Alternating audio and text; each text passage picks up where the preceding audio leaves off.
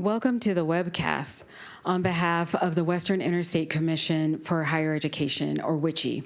I'm Ray Bergman Gallegos, Vice President for Programs and Services at WICHE.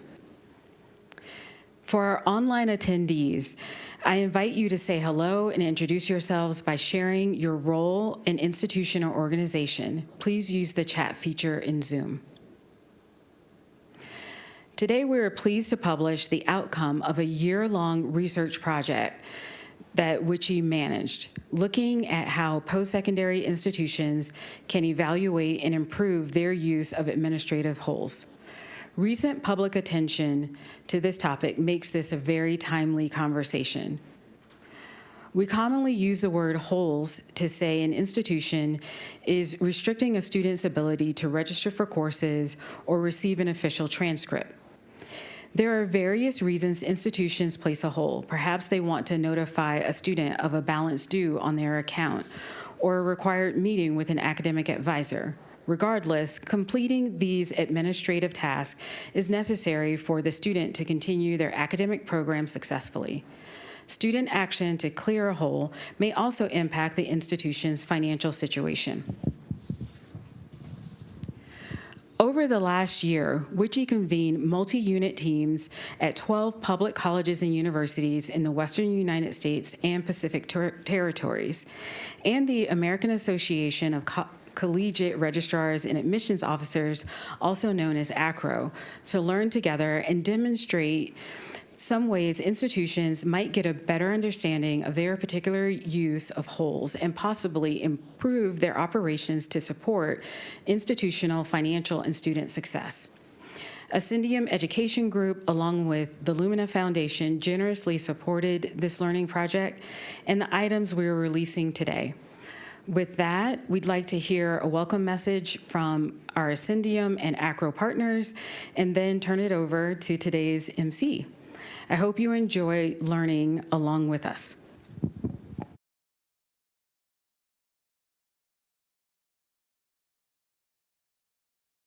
Hello. Thank you for the opportunity to extend a warm welcome to both virtual and in-person attendees of the No Holding Back project convening. I'm Sue Choi, Senior Program Officer at Ascendium Education Group, a nonprofit organization committed to helping learners from low-income backgrounds reach their education and career goals. Our philanthropy is focused on dismantling the institutional and systemic barriers faced by today's learners. Ascendium partnered with WICHE and ACRO for No Holding Back on the strengths of their action-oriented network. The community of practice that you all comprise is critical for modeling for the field what student-centered and data-informed practice can look like. The conversations and transformations taking place on your campuses have the potential of changing not just your students' day-to-day experience, but the core functions of your institution. I'm particularly excited about the tools and know-how that WICHE and ACRO will help to synthesize from the project and from your involvement. I hope you will continue to stay engaged as thought partners as the field's approach to administrative holds evolves. Thank you for being here and for your service to your students and community.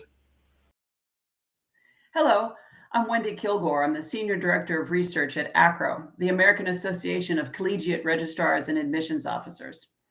We're here today to talk about the work that WICHE and ACRO worked on together about administrative holds and their impact on student access to continuing their education or transferring. The reason this is important for ACRO and WICHE and others is we have found that in practice, the use of administrative holds can be a barrier for some students. So ACRO joined this project as a continuation of the work we have done before in researching how holds have impacted students. ACRO joined WICHE on this project to help build the technical guide. The technical guide is designed to help institutions understand their student information system and how to pull the data on administrative holds out of that system and analyze it to understand whether or not there are negative impacts on particular student populations and how they're applying holds and how they're resolving them to help students move forward more equitably. We were pleased to be part of this project, and we hope you find this information helpful. Thank you. Welcome. I'm Peace Brandsberger, and I'm the Interim Director of Programs and Evidence with WICHE, and I've been leading the work that the programs has been doing around the topic of administrative holds. We're broadcasting today, and we have several panels convened in person at the Metropolitan State University of Denver, University of Colorado at Denver, and Community College of Denver campus called the Auraria campus. And the facility that we're in made it possible to convene in person and have some natural conversation about holds. I want to publicly thank WICHE's small but mighty team, our strategic communications team, and my right-hand person, Olivia Tufo, Manager of Community Engagement and Development. Recording in progress. And everyone who stepped up to pull this off. If you could show the agenda, please. Our overall goal today is to shine a bright light on student perspectives and can-do college conversations on moving change forward, despite what can be perennial and sometimes specific tensions and challenges, including on this topic, and to give you a flavor of what we've available online for you to use. So today we'll start with this brief introduction, and then we'll expose you to the online content that you can find at our website. And then in two 20-minute panels, we will first hear from students and then from college staff who undertook this work. For those joining online, please do engage in the chat. If you have a question, however, please put it in the Q&A, and we will monitor that space. Next slide.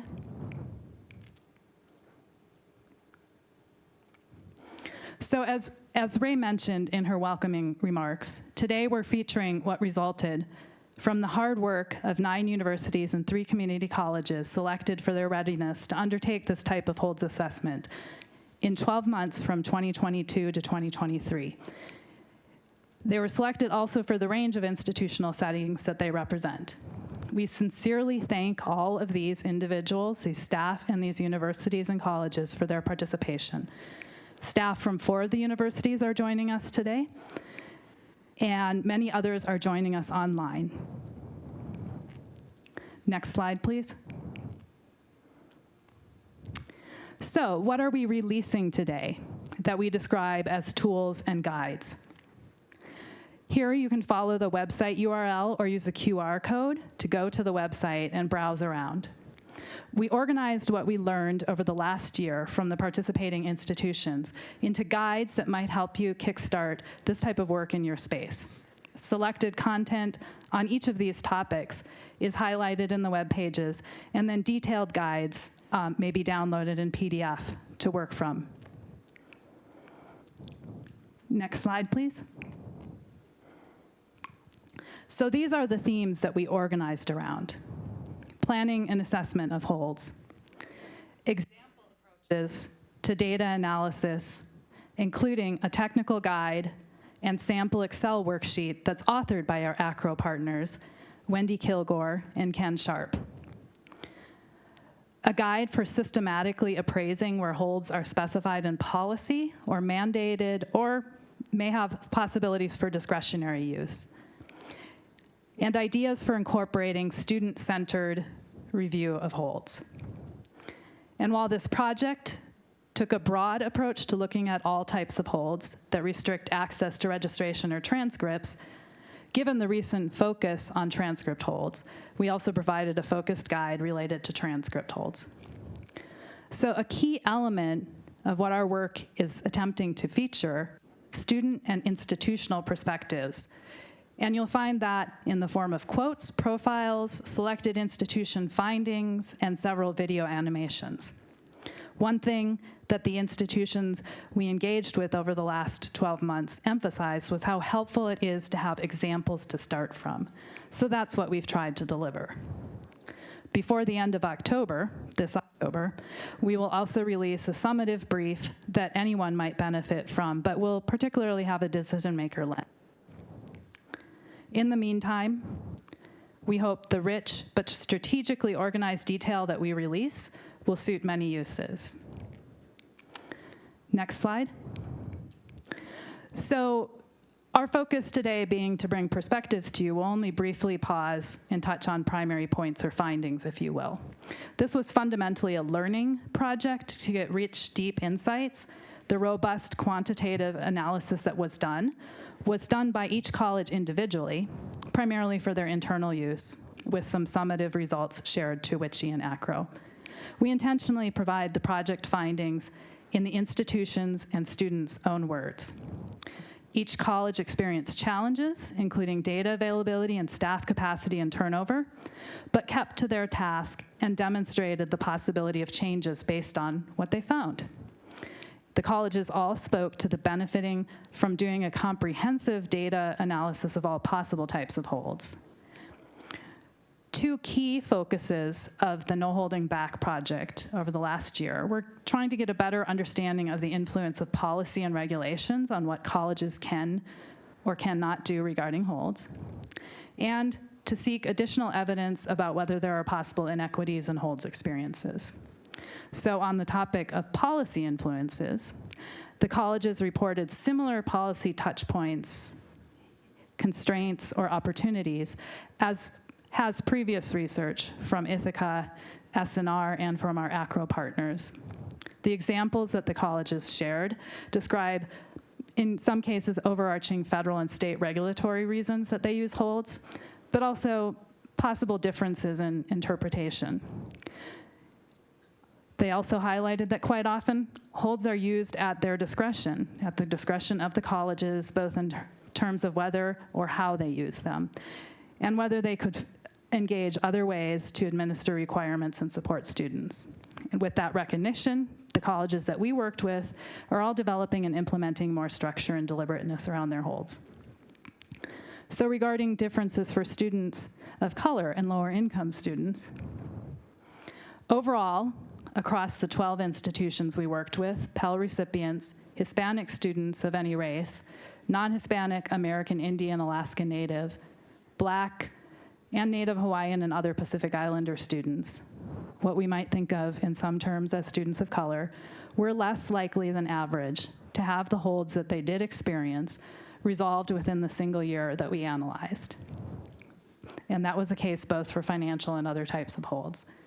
And in the 1 year of data analyzed, Pell students were less likely to experience financial holds.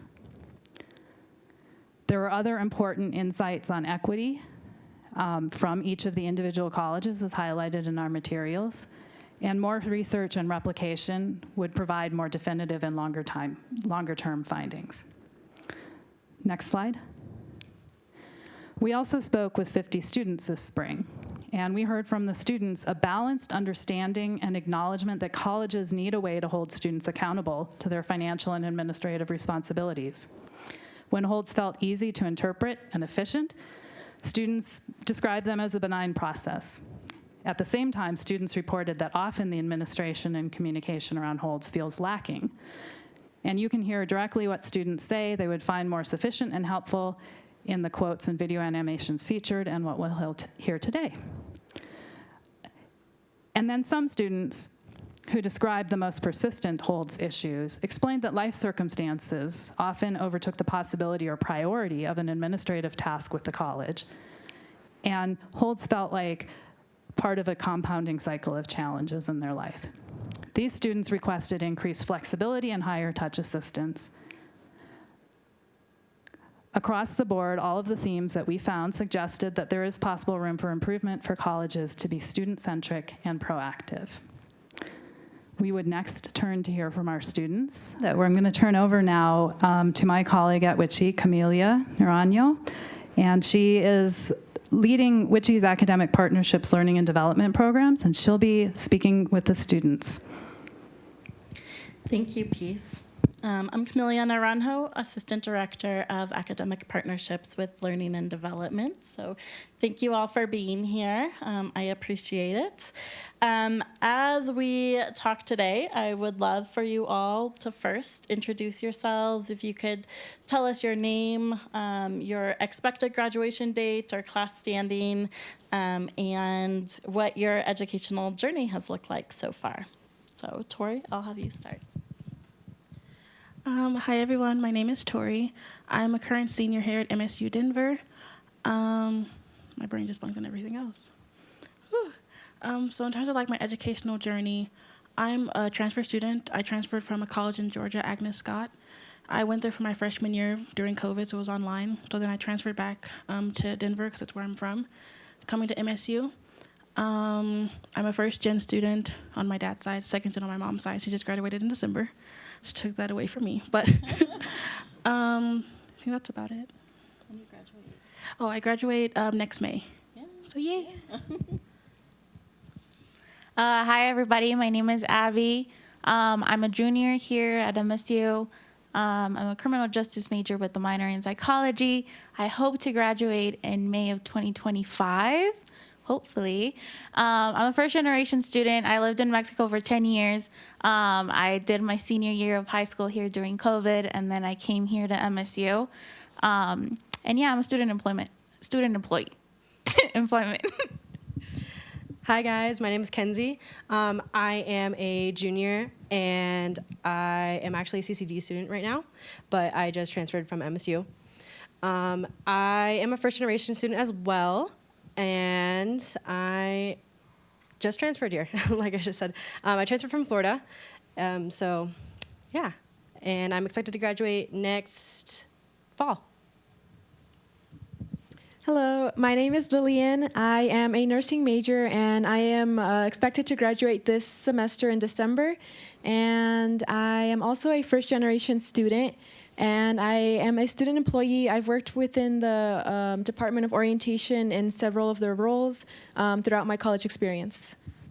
Thank you. Lilian, you can start off with our first question. If you don't mind describing a time or situation when you were unable to register for classes or access important information from the institution. Can you tell us a story Sure. around that? Let's see. The one situation where I remember having trouble registering for courses was, let's see, not anything specific with holds. In my case, it was more of being able to make an appointment with my advisor to check in with them to make sure that I am signing up for the right classes for the upcoming semester. Yeah, that was my experience. So my experience was kind of like, I actually, because I have holes on my account, I am a CCD student because it blocked me from registering for my classes due to the fact that I was unaware that you had to pay your tuition down to $2,000. Because I transferred, the policies of tuition is very different from where I came from. So I just didn't know that it was a thing that they had. So right now, that is why I'm taking classes at CCD, which has kind of halted me because their curriculum, they don't have as many classes that are available to me as a junior upperclassman to take. So I'm just taking elective classes right now. For me, like I said, I lived in Mexico for 10 years, meaning that I don't have any English transcripts. So my freshman year, I had a hold. I still have it to this day. An English placement, a hold on my account. I wasn't really aware of what the hold was. I just knew that time I had an issue with my advisor. They just kept skipping the hold, and I wasn't aware of it until this semester where I started working in orientation and I learned about holds. Now I know that I need to take a placement test to clear that hold out, and so I can register for next semester. Coming from a different school, being a transfer student, I had a hold on my account like when they were transferring my credits over, because I said that it wasn't going to transfer over because I came from like a small liberal art college to obviously Metro, and so they put a hold on my account with like my general classes because they're like, oh, you can't register for classes now because we don't have your general classes. And then also this semester I had a hold on my account. It was like potential overpayment for financial aid, so I didn't get my financial aid for like 2 or 3 weeks after. So I just had a hold on my account that didn't allow me to like register for classes or pay my tuition or anything. Thank you. I'm going to ask Kai to kind of explain a little bit more around your situation that you described. You said that you were an MSU Denver student. You were unable to register for MSU Denver, so now you're at Community College of Denver.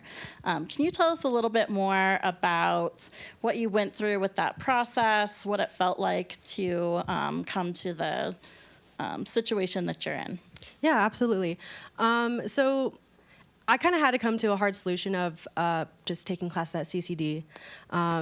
I was unaware that I had a hold on my account until the end of the semester, last semester, and within that, it gave me 3 months to accumulate thousands of dollars to pay back to the school.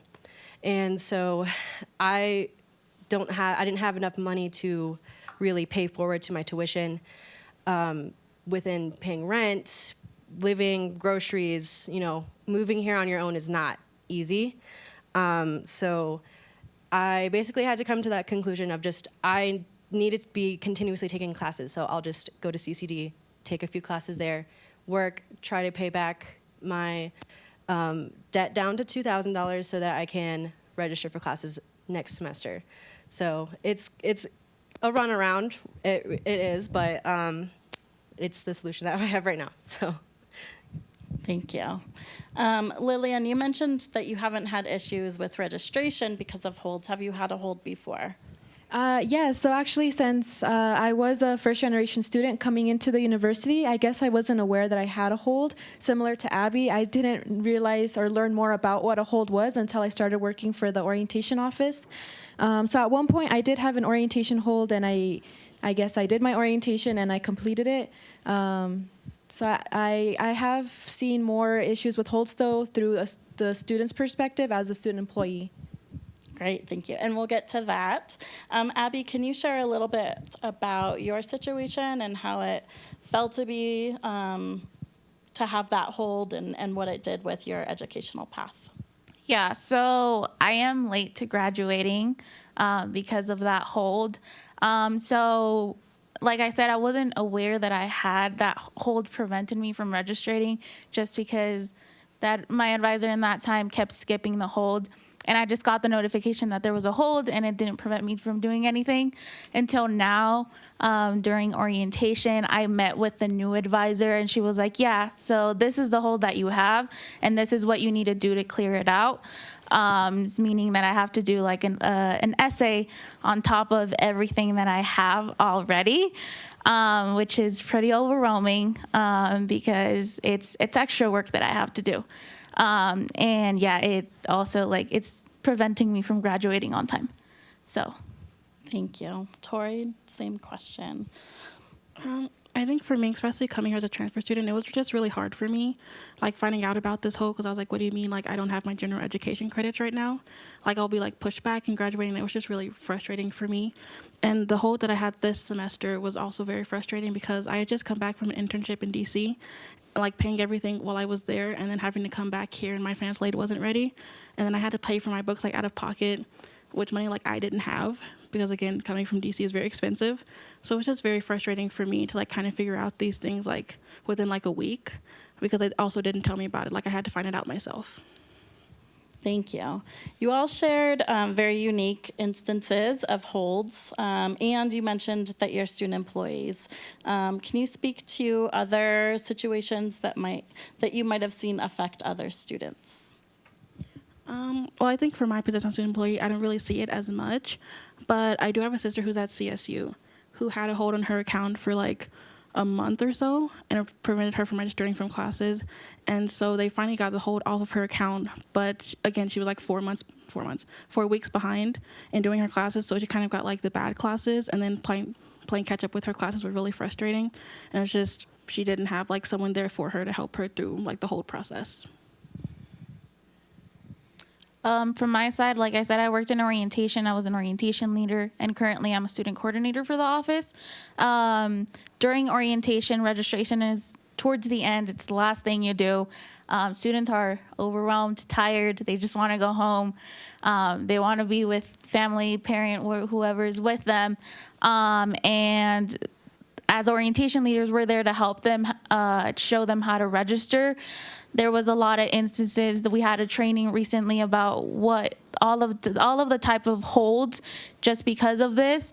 It was showing up a lot that students were trying to register, and on their banner presentation it would come up like hold and then a bunch of like a little like serial number, and like as orientation leaders we're like, I don't know what this is.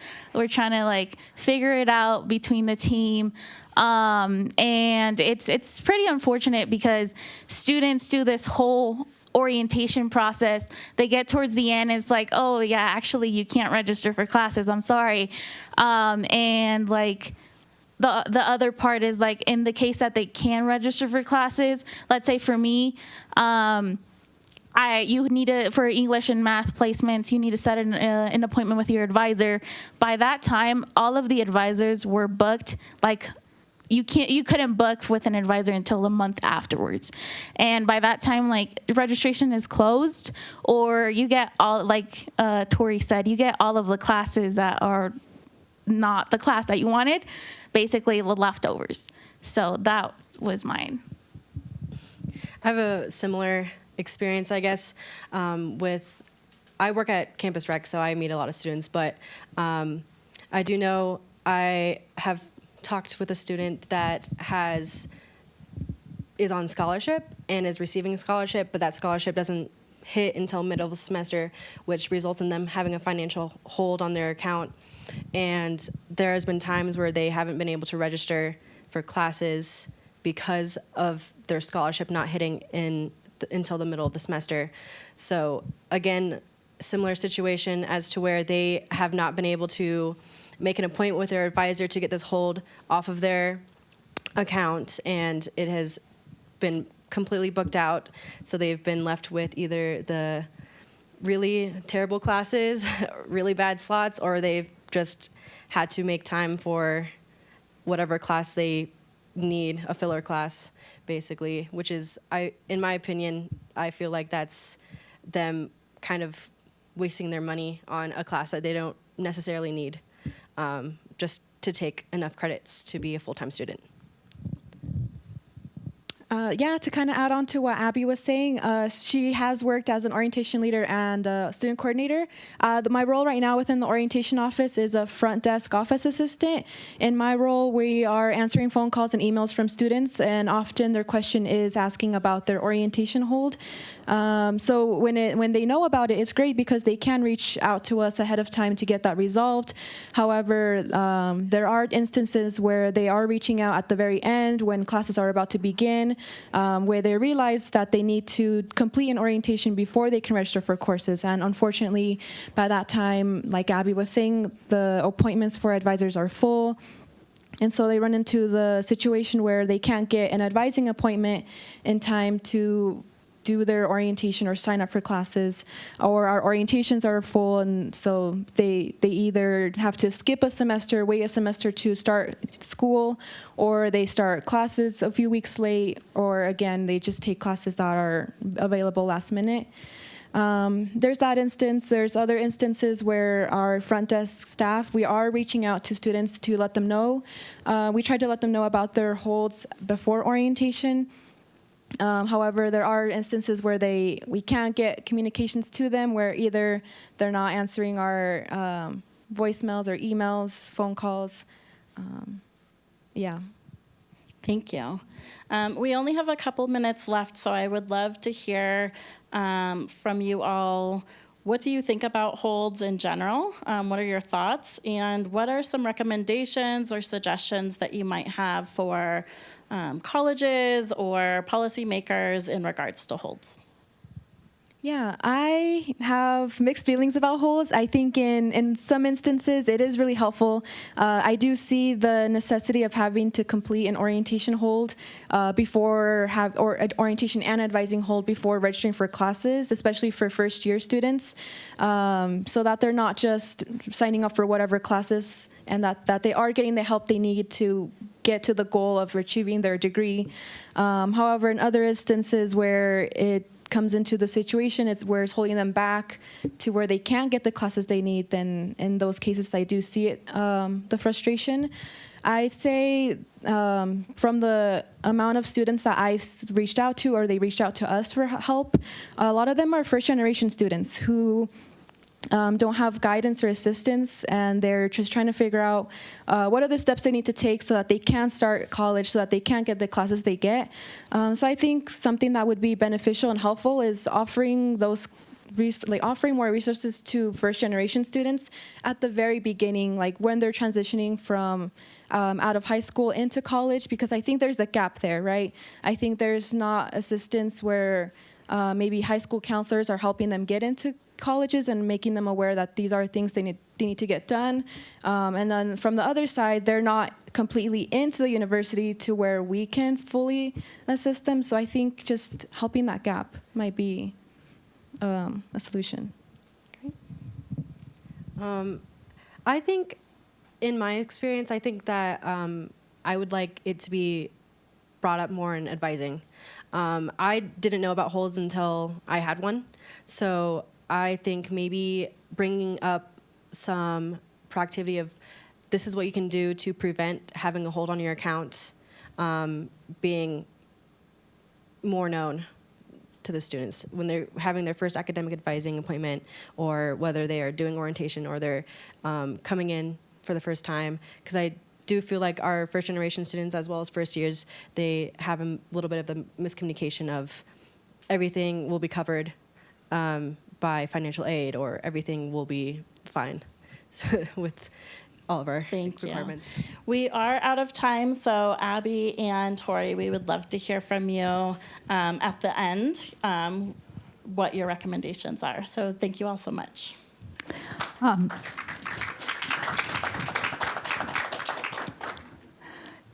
Yeah, thank you so much. I feel a little bit like the room got a little bit warmer there. I guess we put ourselves on the hot seat by inviting feedback, and it was really useful, and really appreciate your thoughtfulness and recommendations. So when we finish this next panel, we will have Q&A, and we'll hope to hear a little bit more.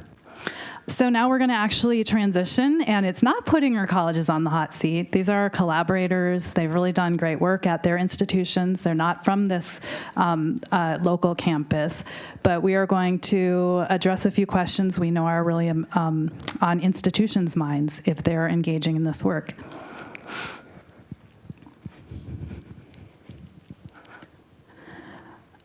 So how we're going to do this is I'll throw a question out, and then as you speak, if you can go ahead and introduce yourself by name and institution and perspective or position, please. So I wanted to start with the bottom line, which is the financial holds and the reasons that institutions use holds to administer many of their student account balances and financial aid and otherwise. This is a necessary thing. It could be tension around the topic if we want to figure out how to adjust to do things differently, but also achieve a good bottom line. So Weston, would you kick us off? Sure. Thank you. Peace. So my name is Weston Whitworth. I work at Idaho State University in Pocatello, Idaho. I'm an assistant controller there, and one of my responsibilities is for student financial services. So my office is the office that are the bad guys sometimes. We place financial holds on student accounts that have past due balances. Some of the feedback as we've gone through this process, the feedback that we've gotten from our students at ISU is better communication, and I think that's been addressed by students here and part of the presentation is that students need to know when a hold is placed, how to resolve it, and so specifically some feedback we've gotten is students would like us to have posters like in the student union building and across campus with QR codes on them. So a student can walk up to that poster, scan the QR code, and then boom, that takes them to a website that says, hey, this is your hold, this is how you resolve it. And just a good, quick, easy way of using technology to be more efficient to help students resolve those financial holds that they do get on their accounts sometimes. And so that's in the plans and the works at ISU, and hopefully that will really help keep the number of holds that we have on student accounts down and help students continue their education. Great. So actually, in preparing for this, Alex, you had some insights on the topic of the bottom line and why we use some of these holds for financial administration. So if you can introduce yourself and then. Sure. Hi, Alex Underwood, University Registrar at the University of Arizona. I think it's a hard thing, financial holds, because you want students to persist. You want them to continue, but sometimes it becomes something that you need to fix the root cause of the issue, because just allowing one more semester to get another semester in debt, I think the opportunity to also find other scholarships or other opportunities to make sure that there's a plan beyond the next term for students. And I think part of this project has been nice for us to have better hold data, to better advocate for some of our balance relief grants, and then create better communication to our scholarship and financial aid office. So it's really about asking the questions and then finding opportunities to connect those existing resources and then use the data on students or about the student experience to be able to advocate within the institution for better sort of structural improvements. Thank you. Sam, did you want to say something? We actually featured some information from University of Nevada, Las Vegas about how you analyze sort of thresholds of where students are falling into owing a balance and what that might mean for your bottom line if you considered adjustments. Sure, happy to comment. My name is Sam Fugazzotto. I'm the University Registrar at the University of Nevada, Las Vegas. I have a slightly, different take or different way of looking at things from my colleagues. I looked a little bit in our data at the balance thresholds of students. We grouped them by range. I think it was maybe up to $100 and then up to $1,000 and $2,000 and beyond. And it seemed like the majority of students in our sample had balances due individually at kind of the lower end of that spectrum. But conversely, I think, if I'm recalling correctly, they accounted for relatively small amount of the overall outstanding debt due to our institution. So it seems to me that if institutions can maybe look at the thresholds that they're using to place balance due holds, they might be able to help a lot of students and really not impact their bottom lines all that much. But that was really an interesting finding. It really jumped out at me in our data. That's great, and we may have more on the financial topic, and in particular from some audience members or Zoom attendees, a lot of questions about that. But let's switch topics a little bit. Part of this project was about do the research and then consider what you might be able to change, where change is an improvement. So Matt, do you want to speak to us a little bit about your experience with that, starting and initiating change? Sure, I'd be happy to. My name's Matt Seimears. I'm the interim provost at Eastern Oregon University, and I'm a first-generation student, so very proud of that. In Oregon, it's a little bit different. Change is required and legislated, but to be frank, anytime you're at an institution of higher education, anything around changes and holds is like a pack of turtles swimming through a peanut butter. It's often very hard to navigate and change. If you can accept that, you can be accepting in all different mindsets. But at Eastern, we created a team, and my CIO developed kind of a data portfolio that we could look at the data first, use data to drive decisions. Then we looked at all the holds, and we unpacked those out. So in that group, I assigned a co-director that worked with me to analyze that data so that we could understand what the hold was correlated to, because we knew that we had to get to something communication, because students can't navigate if you don't communicate. So they're frozen. We always say they're kind of stuck in the weeds. So we needed a communication plan that was student success driven, equitable, and also adoptable for our community college partnerships that we work with in Oregon. So we were able to find change. We were able to reduce our holds in 1 year's time so that we could stop them from going to collections. And we found resources for students to keep moving forward towards graduation, driven off student success. Oh, am I there? There I am. Sam, I think you had some comments as well, maybe a little different perspective about making change or different setting. Yeah. I think like a lot of schools, we have institutional holds. We have many of them. Many of them are many years old, and in some cases they weren't created for any great discernible reason as far as I could tell. But sort of more significantly across our system, There are a number of holds that are synced across our state system. So if I have a balance due at UNLV, I also have an account hold if I choose to enroll at the College of Southern Nevada, which is basically down the road from us. So it's a consideration in a state system like ours. I'm sure we're not alone in how we sync data, but I think in any sort of, I guess, collaborative relationship, whether maybe even in some private institutions, you need to look at that. So I think in terms of introducing change, the low-hanging fruit at UNLV at least would be the institutional holds, which in the grand scheme of things they affect maybe, I would say, a relatively small number of students. The kind of the gorillas in the room really, I think, are the holds that are in some cases synced across all institutions, and that's going to take a greater level of coordination across many institutions with different interests. Thank you. Alex, did you have something else? I just wanted to mention a thing to unpack a little bit beyond the financial holds. For our institution, we just completed a current practices inventory around all student success holds and like how are they being managed. And it's really fascinating to see different pockets of campus using the same hold for different reasons and the different hold for the same reason. And so we're really just trying to find an opportunity to clarify so that students can navigate that consistency of information. But I think the more we talk about holds, I think the more we uncover what the actual experience is for people. Great, thank you. So where we got to in this project, at least with the institutions who undertook this work now for roughly a year, is it's going and it's moving, and it sort of starts begging the question. So if we're ready to maybe tighten the screws on some of these, but then potentially even consider different things besides holds for administering some of our operations, can we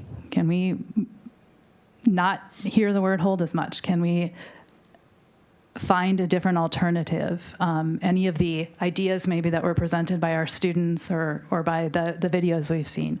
So does someone want to talk about what ways other than holds? Communication is one, but is there a possibility for reducing an actual overall usage of holds? And what are alternatives to get student action?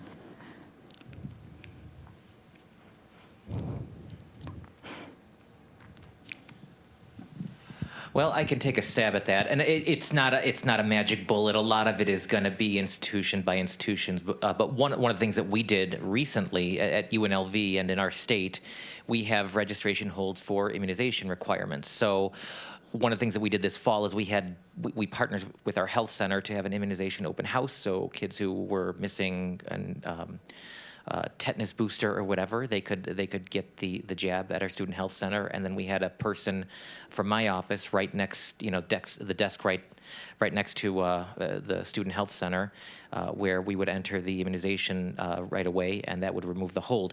So that's one way you can use kind of a strategy of using events, if you will. One of the things that we're going to look at it's the first time we've done this, at least in my time at UNLV, we're going to have kind of an enrollment open house where we'll have representatives from our advising community, from my office. It's going to be in the building where also our cashiering office and financial aid is located. We're going to help students enroll for classes and maybe walk them through. I suspect a lot of the students who are having trouble, it might be due to hold. So I guess it's amping up communication, if you will. It's still a communication strategy, I would argue, but it's a little bit more high touch. And I don't want to downplay, though, communication, because at my institution, I think it was not that many years ago where communication to students about hold specifically wasn't great. If it existed at all, I hate to say that, but we've really kind of done a 180 in that space. Something as simple as the messages that students see in our student information system around holds, and again, not that many years ago, it was you had a hold, and it was sort of an ominous message like call this number with very little information. It was a text limitation thing from our legacy system, but it was something that never really got fixed, and we changed over to PeopleSoft. But there are a lot of ways you can sort of take a bite at the apple, I'd say. This year I'll be working with my CIO, my Director of Institutional Research, to see if we can utilize our learning management system to send out text campaigns to students. Check your hold before you register. If you get stopped at registration, what is your hold? Reach out to your professional advisor on campus. Get to the people that you need to so that you can navigate this. And so I think there's a lot of possibilities. We also have a program called Strong Start, Summer Bridge, where I think that's an opportunity to communicate hold navigation at an early opportunity for students to get acclimated around the concept instead of fearing it. So I'm a little bit different than my colleagues here. I work on the finance side of things, and so holds are a real thing for us, right? And how do we balance holds and still allow students to continue with their education and still get them to make their payments? One of the things that we've worked hard on is more flexible payment plan options for students, right? That works with their financial situation. And so we've really made an effort there to make it, I don't know if easier is the right word, but at least more manageable for them to still make their payments and then continue on with their education. As long as they're current in their payment plan, we're still allowing them to register. That's great. So the only other topic we sort of had discussed as a possibility is this topic of technology. And when I stand outside of your institutions, take a bird's eye view from the data that we receive from you all and the lists of holds that you're able to administer, it seems like you have very robust data systems to be able to administer so many holds. Now, that might be wrong, but it suggests, do we have data systems that support what we would like to do in an improved way? Do your student information systems or your communication systems support what you need? Do they stand in the way of it? They may support perhaps a proliferation of holds, but do you have what you need to actually plug away at some of these techniques you're talking about? I would say yes. I'm going to touch on a point that you made about robust data systems. Yes. Ours is robust in a bad way because I think it unfortunately did enable a proliferation of holds. And I think that any institution that's been on their student information system for any number of years, you'd see this happen. So one of the things that we looked at doing internally was setting up some controls for if you want a new service indicators, speak for my information system, a hold, you had to answer some questions. You need to be, answer questions about are there better ways to do this than stop a student from enrolling or getting a transcript. I think they're very robust, but they're transactional systems. And so I think one of the things that I appreciated this project was that it created the toolkit for us to be able to take the data and get it into more of an analysis space so that we can actually use the data and not just perform the transaction that needs to happen, which then I think will allow us to make better changes. Anyone else have some thoughts on that or concluding? That's a good point. Our institution's too hold heavy without getting to the drilling down the student needs, and I've wondered that for quite some time. Is it that we rely on this money as an institution financially, and we're overlooking that it's the students' out-of-pocket monies above and beyond other pocket monies that are kind of building to that to scale. So I work there and I understand it, so it's something that we got to keep, peeling back to help for the greater good of everybody involved during this process. Okay, they're waving the mic away. They have nothing else to say. Well, thank you so much. Those were great insights. It's been such a pleasure working with you all this year. So at this point, we'll transition to open Q&A in a minute. Before we do, recognizing that we've had folks online now for almost an hour, and I'm hoping that you were exposed to a lot of great perspectives, compelling information, that you're finding something already by browsing the website online that's compelling to you and that could support, if you're interested in this work, continuing and doing that kind of work. So please do continue to poke around on our website. Look out, if you're already subscribed to our alerts, then you'll receive an alert in a couple of weeks when we do another summative brief. And if you're not, you can go and subscribe for alerts on our website. We also have I'll just say me, I put all over the place these little links for you to share things with us, because I'm going around the country and presenting on this topic and hearing about great work. So if you're out there in the ether and you have an idea, something that would provide even more insights for our institutions already doing this, and please share that with us. Please follow those links to share some stories, perspectives, research, disagreement, whatever type of feedback will help keep this going. Next slide. We'll also be trying to engage community on LinkedIn, which is our preferred social media platform. And so there's some information there in the QR code that you could go check that out if you subscribe to LinkedIn. At this point, we're going to open for Q&A. And we arranged for the feed, the Zoom feed, to stay open for another half hour if you would like to stay online with us. Otherwise, we're going to actually bring any questions that have come in so far into our conversation. And Ray Bergman Gallegos she opened us up and she's going to take us out.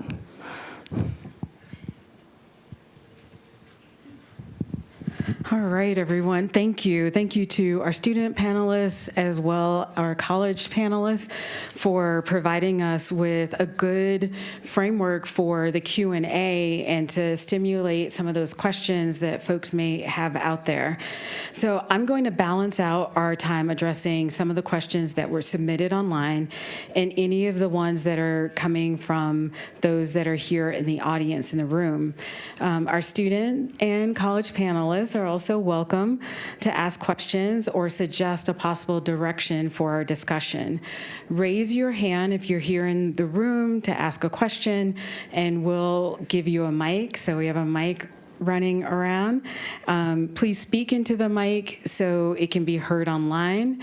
State your name, organization, your question, and who you're directing the question towards. Okay, so I'll go for our first question right here in the room. All right, thank you very much. My name is Marie Mora. I am currently serving as interim provost here at MSU Denver. And so first of all, I really want to give our student panelists a round of applause. They were fantastic. We really thank you for your courage and your willingness to speak up and being candid, not just with us here at MSU Denver, but of course with everybody who's watching us online. And so we appreciate your willingness to share. I wanted to mention that MSU Denver, under the leadership of President Janine Davidson, is very concerned about issues that are getting in the way of student success. And we are currently completely overhauling how we're viewing student success, and we have all these new initiatives in place. And so please know that advising is something that we are taking a look at. I heard that from each of the panelists, that's been some of the issues that that you might have been able to address holds a little bit sooner. So just know that we're working on it. So I know that for some of you it might not be fast enough, but please know that we are making a concerted effort and using data, as our colleagues here also pointed out. So there was a comment made about getting, one of the students had a scholarship, but it was not awarded until mid-semester, or I just wanted to get a little bit more information about that, because that's also, we should be celebrating having the scholarships, and they should not be serving as a barrier to our student success. So thank you. Sure. So to talk a little bit more about that, I know that some scholarships, as for example, the post 9/11 GI Bill, sometimes it is delayed and is not awarded into your account until mid-semester. I've gone through this. My first semester of school ever happened to me. It can prevent you from registering for classes because it shows up as a financial hold. It will show up in your account as like that you are under that GI Bill, but sometimes it is not awarded into your account until halfway through the semester. So it's delayed because it's a government thing, I don't know. Thank you.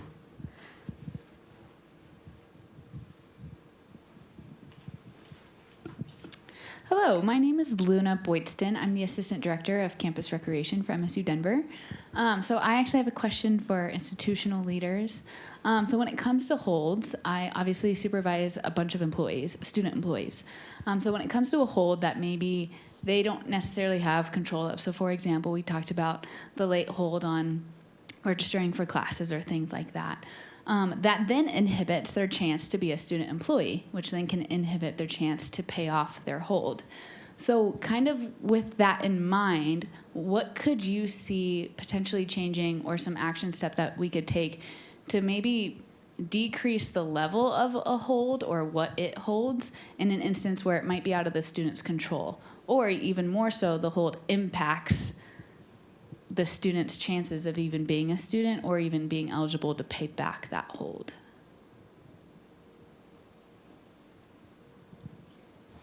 Who would like to take that one? Oh, I thought it was financial. Yes. I think that's difficult, right? Because there's some positions that are predicated on you being a student. And I think about like graduate assistants and graduate researchers. And so I think probably I would say more communication and like maybe being a good supervisor, helping your students know how to look at where they're at, either on their bursar account or with their holds, to like leading up to the next registration cycle to see where it is. And, you know, every work study is different everywhere, but then also like how that can provide more opportunity for students to earn and pay towards their balance. So I think probably just communication and being that person on the inside for them, they're going to look to you as a resource. And a lot of times you'll probably be able to contact a colleague across campus a lot easier sometimes than some of your employees. I got a question about a question. Is it possible for a student to enter in as probationary status and then has a timeline to pay off and maintain that work study position? Not even necessarily work study. These could be. Or just student employment? We'll go with that. Yeah, I don't know that answer, but I do know here at MSU Denver, our students have to be enrolled full-time to be, or not full-time, they have to be in at least 6 credits, which I guess is half-time, to even be eligible to be a student employee, work study or not work study. Campus Rec, for example, we don't require work study for our position, which is a really unique opportunity for our department. I know there's a lot of departments on this campus specifically that do only accept work study. So if a student is late to apply to financial aid or there are financial aid burdens, they can't even get a job. So Campus Rec is unique. We don't require work study, but the students do have to be enrolled. So I am thinking of my students that have holds that aren't going to be able to enroll for classes next semester, and they're no longer eligible to work. So, you know, at Idaho State University, when we come across situations like that, we try to be understanding. And so from my perspective, where I have kind of the decision-making authority to release a hold in a situation like that, we will. And maybe we have the student sign like a payment agreement or something with us so that there's still some accountability on their end to continue to pay the balance. But we try to be flexible, more so than when I first started working at ISU 15 years ago, right? Like where it was just, oh, sorry, you're out of luck. And so there, institutionally, there's been quite a bit of change over the last 15 years, but situations like that, and like with the GI Bill benefits, right? At ISU, we just have it in place where we don't put holds on our students that are going to be receiving the GI Bill benefits. So it doesn't impede them anyway. We know their benefits are coming at some point, and yeah, sometimes it takes a while for that to happen. But that's kind of what we do at ISU. Okay, thank you. A couple of questions we had come in. One, I would love to hear from our college and our student panelists on this one. Should holds, whether it's financial, academic, parking, the library, anything, ever be used to deny a student their official transcript?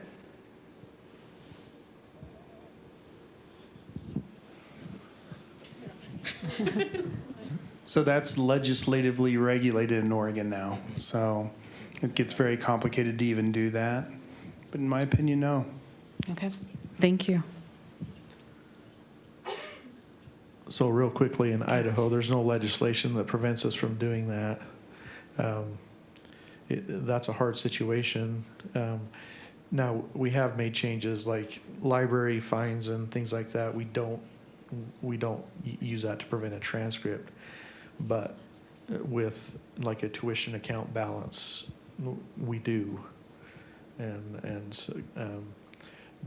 Because when a student's getting a transcript, they're either going to transfer to another school or they're leaving the university they've graduated and they're moving on, right? And if we don't have that hold in place, then we lose some leverage there to try and collect on that past due balance.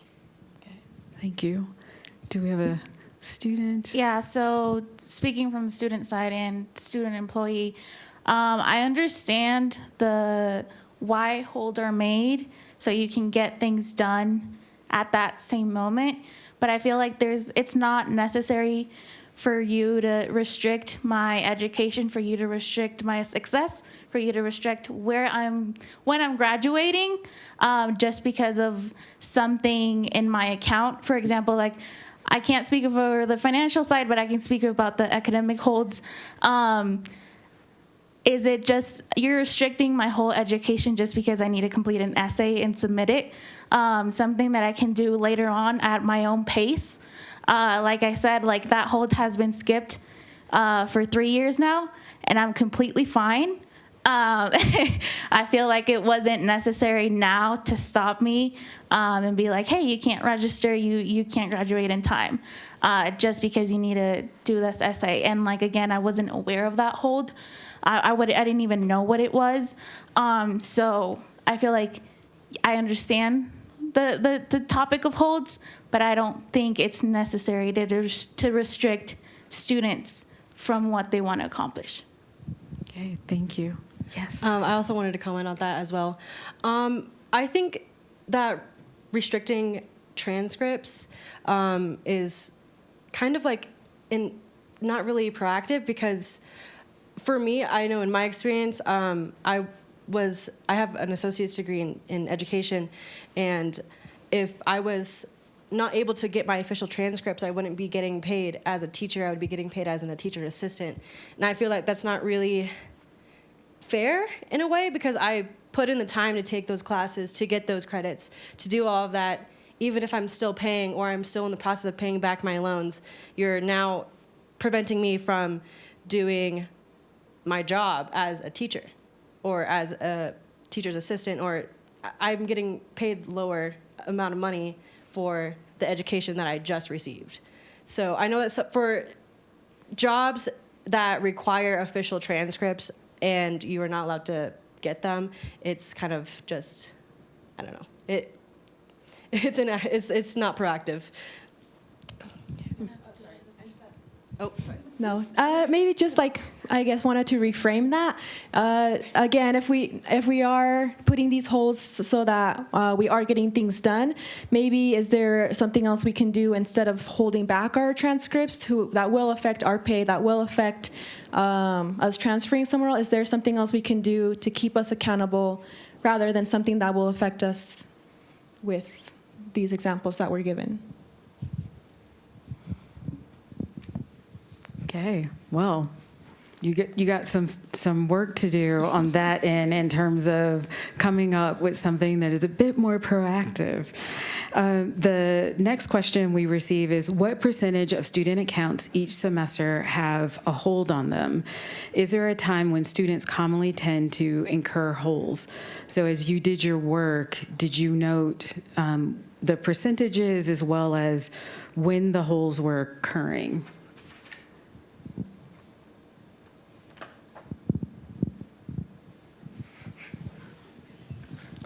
I just wrote down a couple numbers in case I was quizzed.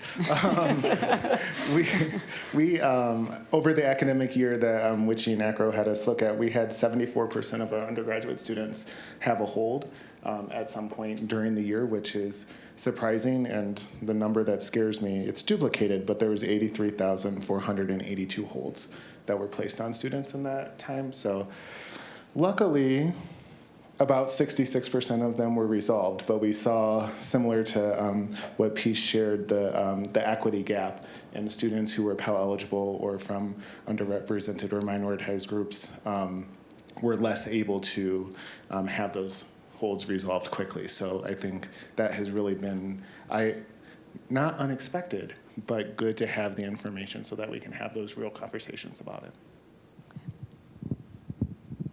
Anyone else have their data at hand? All right, so this is also an opportunity for those of us here in the room and the folks online to come and take a look at the resources that we've provided, because you'll be able to also see some of this information there as well. All right, another question, and I'm going to start with our college panelists. Have you looked at the impact of administrative holds on graduate students? For example, what impact does a financial hold have on a graduating master's or doctoral student's ability to send transcripts as part of starting a new job? Our project last year was to focus on undergraduate, but it gave us the opportunity to explore a model. And so this year we're exploring that model to successfully carry it to the graduate level so that we can carry forward some of those successes. And the previous question, we were able to resolve our hold, the finances, $75,000 down to $5,800 over a year's time. So we were very successful there. And if we can do that at the graduate level, we're gaining a lot of success around this opportunity. Okay, using that data to move things forward and to be able to better support students sounds great. So for our students, I know earlier you were giving advice and we got stopped at a certain point. I want us to be able to continue that. So what other advice would you give to folks like myself who've worked on college campuses? I think for me, like the other panel had said, was communication was really important, because for me, I had to log into my student account to realize what hold I had on my account, and I didn't have any email or anything. So I think most of us we're not going to log into our student hub and be like, oh, let me check something right now. But an email would be helpful, or definitely a text message, especially being part of a younger generation. We're on our phones all the time. So I think just a text message would be very helpful, saying, hey, you have a hold on your account. This is what you do to resolve it. This is who you need to reach out to. But just telling us that we have a hold and not expecting us to just kind of figure it out ourselves and leaving us to the wolves. Just to kind of reiterate everything that we said about communication. I feel like the text message is really helpful. I know here we have the Rowdy bot that gives you a little text message saying oh, you have this many credits, you're a senior, meaning that your registration is on this day. Maybe having that as well, being hey, registration is coming up, make sure you look at the holds that you have. Also using social media, like Torri said, younger generation posting things on Instagram, hey, this is what a hold is, make sure that you look at your account, make a schedule with your advisor. Also having advisors, because I know for orientation, students do need to make an appointment with their advisor. That first meeting, advisors letting you know what holds are and what you might have to encounter later on, just by looking at your degree progress report. So I feel like those are my ideas, everybody's ideas. Okay, thank you. So it sounds like if we can have a National French Fry Day, and in post-secondary ed, we have a week where we really celebrate and talk about transfer students and credit mobility. We also need a day, at least, where we're saying, check your holds. Find out if you have a hold on your account, something like that, so that it's something that's made a bit more prominent. Yeah. Yeah, I like how our friend from Las Vegas was saying about the immunization event. There's one thing I know about college students is that we love free food and events to go to. I enjoy them quite often, but I feel like we have our Welcome Back week. It's awesome. People show up. There's food. There's activities. I feel like maybe if we had put stands out there for the bursar, for financial aid, for advising, get something out there like that to maybe promote themselves to make themselves known, because I know for me as well as other students I've talked to, we didn't know the difference between financial aid office, bursar, cashier. All these were new terminologies for us. So maybe if we had something that was kind of active like that to just put the information out there. This is where you go to this office for this thing, or you go to if you want to go to the financial aid office if you want to do something with FAFSA, or just stuff like that. Like, just to make it to where all of our students are knowledgeable of the offices that are in our student success building. Thank you. So putting a face to all of the different support services, those wraparound services on campus, and getting out there in front of students. Do we have any other questions from the audience?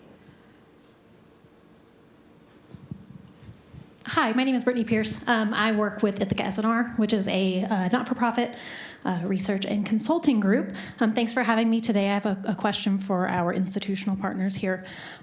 It sounds like perhaps, correct me if I'm wrong, holds might also be a reflection of under-resourced offices. I hear our students over here talking about advising kind of being a pain point. To what extent did you explore some of these holds, perhaps creeping up on students, not because there's an insurmountable obstacle in their way, but because they're not receiving the support outside of their portals that perhaps they need to navigate things like financial aid, things like course registration and orientation requirements?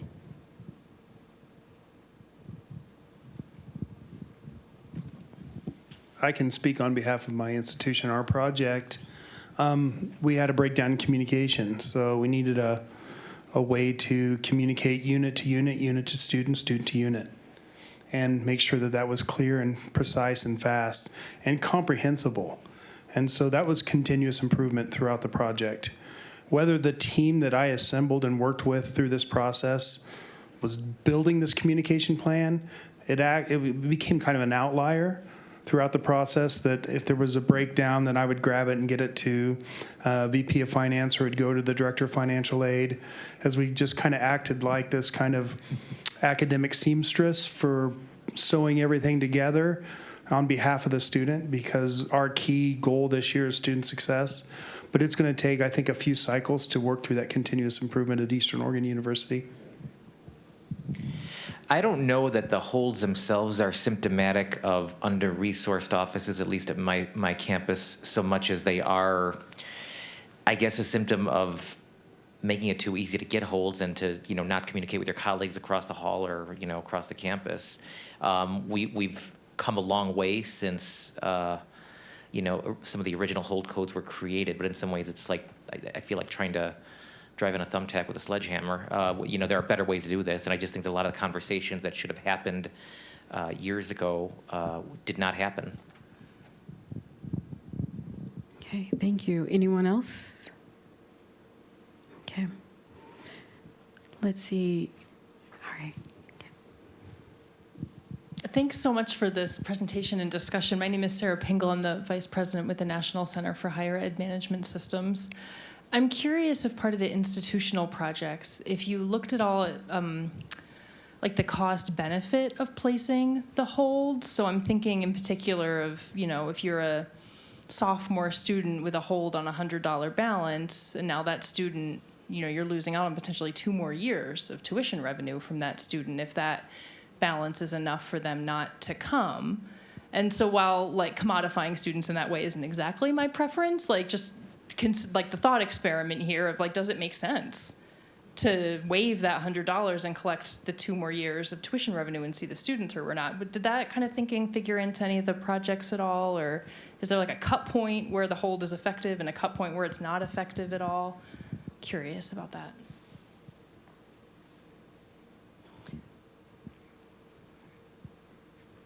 It's okay to say no, too. Yes. I would say we hadn't looked at that level of analysis, but it's definitely, it is, frankly, in sort of my own work in the back of my mind, a lot of students who have holds, especially if they have multiple holds, different types, it doesn't take much for them to just stop coming to your institution. But I've not looked at that in sort of in any quantitative sense, but it's on my mind for sure.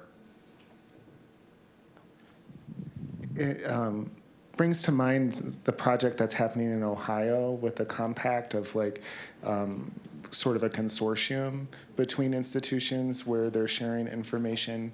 I know that we've looked at that as an extension of this program too, but I think that's some of the financial analysis that happens. We raised our threshold for registration prior to the pandemic because we were, I'm not going to say the dollar amounts because I'll get them wrong. We were lower, but we raised it up. But it was a really important both student success and financial consideration as to what that dollar amount would be, especially with the cost of tuition and our residence halls and all of the things. And across our state institutions in Arizona, we actually have different thresholds at each of the institutions just because of the different cost of attendance at the schools. So similar to University of Arizona, we actually raised our threshold. It was actually prior to the COVID pandemic,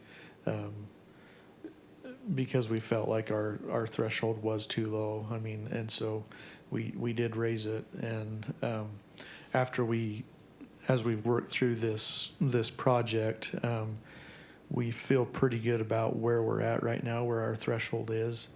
And so we've, at least for right now, decided not to change that. We have a fairly high resolution rate, at least on our financial holds. So I think we're around 70%. So. So how many of the holds convert? Yeah, like how many of these holds are actually resolved? So thank you for touching on that, because Yeah. that was kind of another part of the question. Okay, thanks. So we have a question that came in from online. There are times when academic advisors are as much in the dark as students. Shouldn't communicating holds be the responsibility of the unit placing it? Well, I see lots of nodding. Yes. I would say yes. Again, as an office assistant, we try to be proactive in communicating with students before their orientation that they have holds so that they are taken care of before they get there. But on our side of things, the only hold we have control over is the orientation hold. Now, if a student has a hold, like what we used to have was a selective service hold that was placed by the registrar's office or immunization hold, me as an office assistant, I don't have much more information about the hold or what has to be done to get taken care of. It's done by that specific office. And so in a way, yes, I think it is the responsibility of the person placing that hold to communicate to the student and let them know, like, hey, we are putting this here just so that you are aware, and this is what you can do to get it taken care of. I think it should be the office that places the hold that should be responsible for communicating with it. So I feel like with a financial hold, like I shouldn't have to like go to my advisor who tells me then to go to financial aid. It's like giving me the runaround. So I feel like it's more proactive to just find out who the hold is from myself and then just go to that office. Like, for example, when I had my financial hold, like I had to go to my advisor who was like, oh, I don't really know about it, go to this person, and they told me to go to the next person. So I feel like just get rid of the middleman and just have the office that has the hold just tell me what the hold is so I can just go to their office and get it resolved. And I heard a loud, resounding yes from this side. All right, we have a few more questions, and want to ask the institutions, what was the biggest pain point in undertaking this work?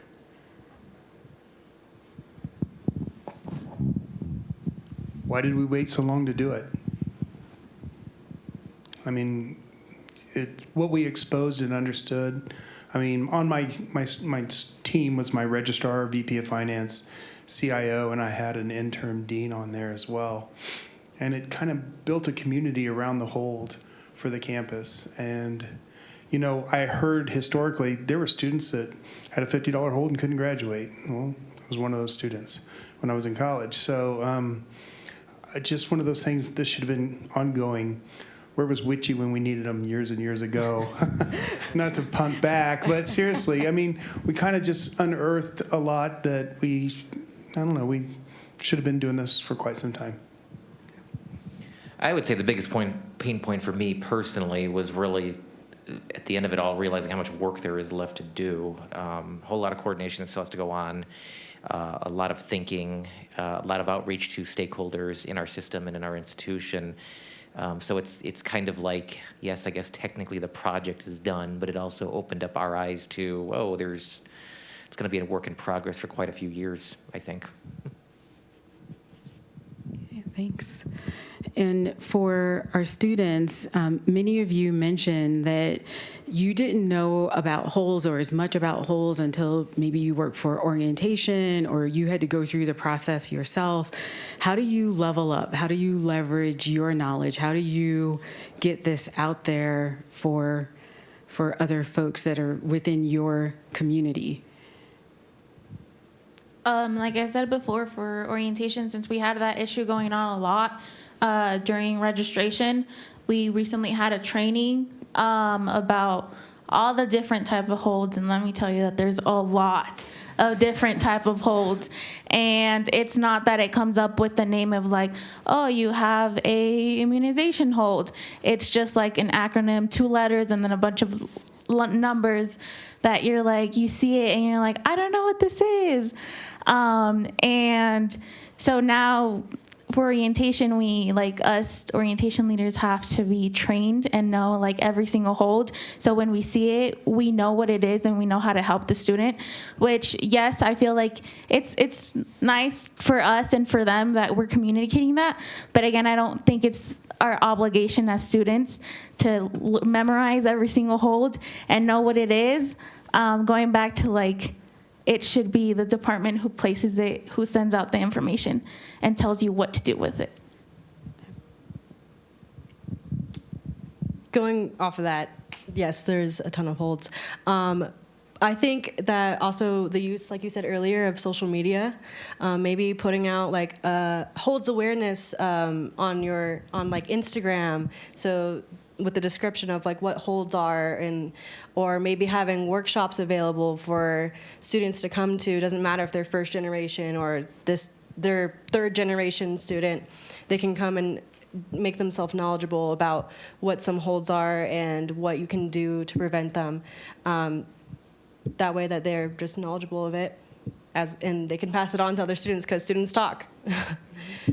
A lot of times we won't go to the upper man. We'll ask questions to everyone around us first before we have to go back up. So, any advice on how campuses can say this in a way where, for those of you who are familiar with Charlie Brown, it doesn't sound like the teacher in the classroom where we're talking past one another?